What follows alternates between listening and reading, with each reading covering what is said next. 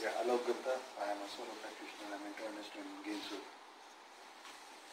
Hi, Joachim, internist, Fairfax Solo. Eric J. Urology, Fairfax.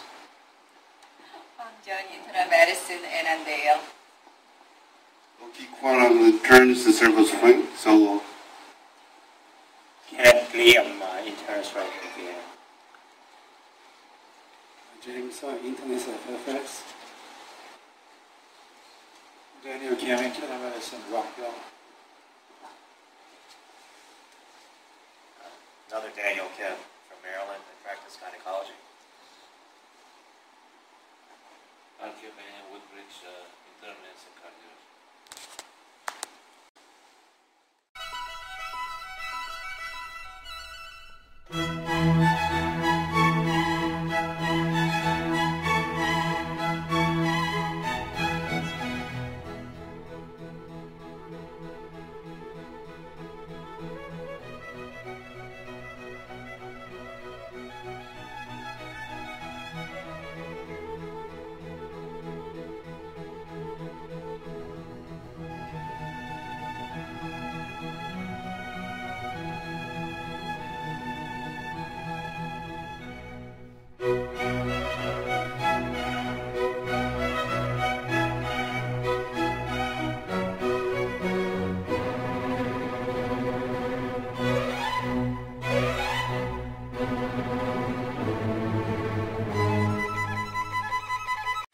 So that's the other way they figure if the patient leaves or if the patient becomes deceased, then it's factored out.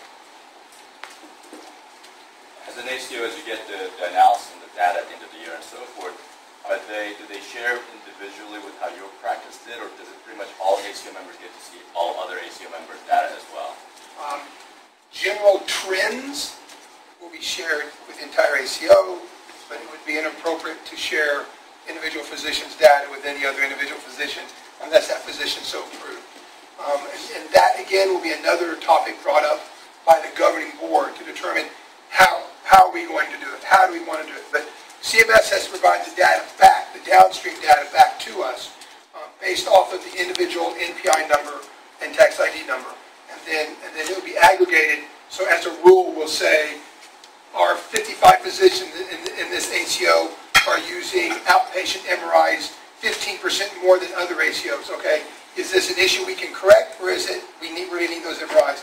And then the ACO will look at that, or, hey, you know, look physicians, this is great, you're all using 10% less CTs. That's great, we're keeping costs down, or we're doing more outpatient-based sleep studies than hospital-based sleep studies, which are less expensive, or we're doing more DME, local DME, and doing long-standing DME.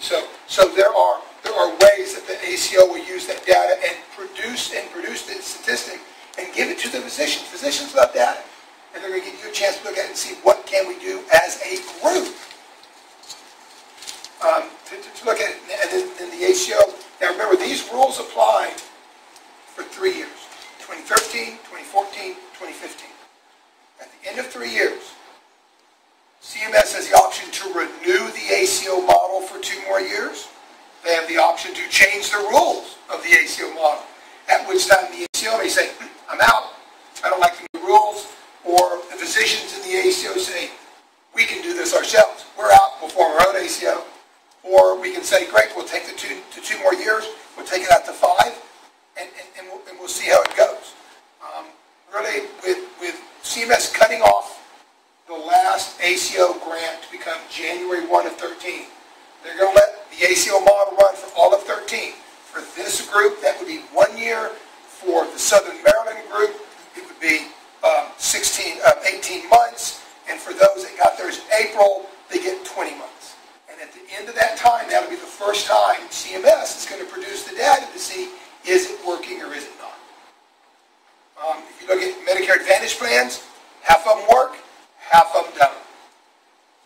And so the ACO model, by being a non-risk issue, they feel would actually provide the physicians a little more leeway to practice the way they really feel like it needs to be practiced without an Advantage plan thumb over them and allow them to practice good medicine.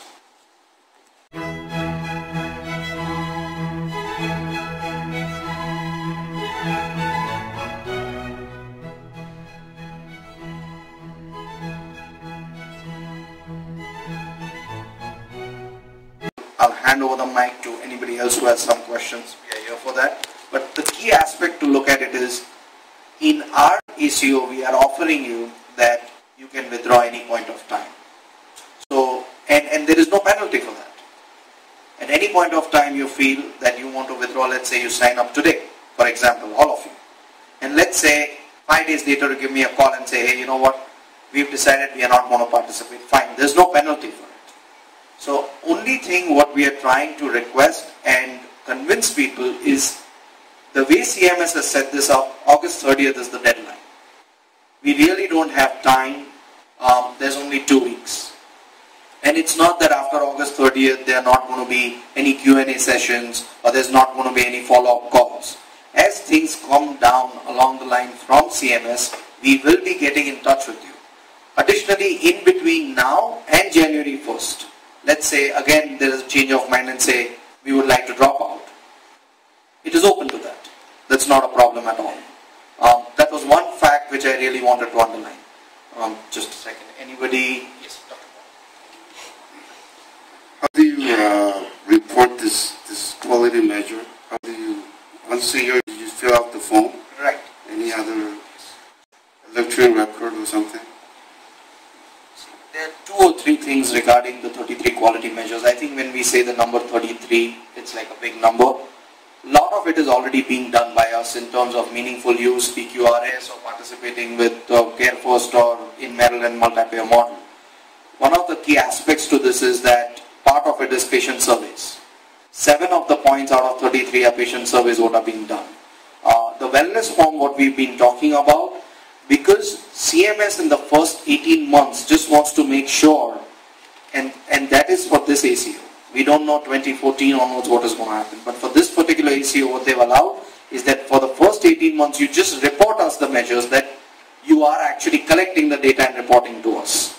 They are not doing the outcomes measurement for the first 18 months. They are doing it after that. So there is an advantage to the people who are starting now.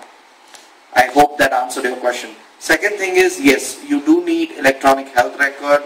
If people do not have, Universal American is supporting people to get electronic health record with no upfront cost.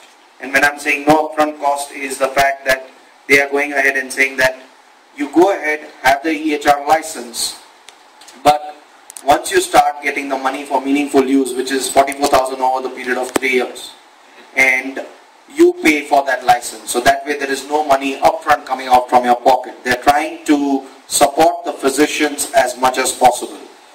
The second thing is there's going to be an interface which is developed by them to go ahead and have the data exchange from your system to the ACO system, which goes to the CMS. With the amount of documentation required, PQRI, everything is, the amount of effort notes is very time consuming already, and very new Medicare patients.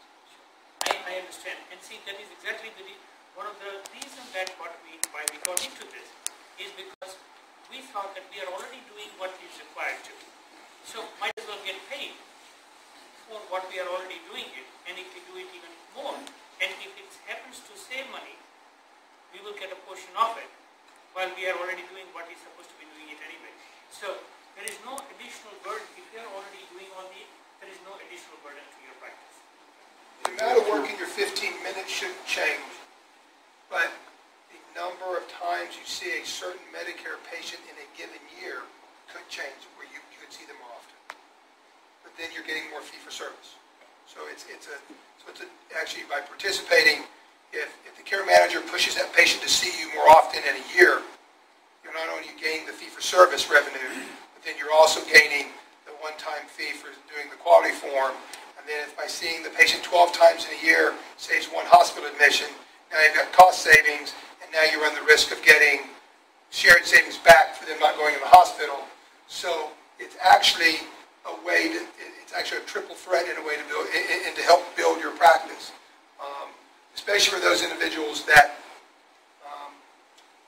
may only see Medicare patients at 1 time a year for that annual physical, which gets billed a little extra for, or that first time welcome to Medicare physical, which we really want to push to get in, because that's a better fee for service than your normal E&M codes.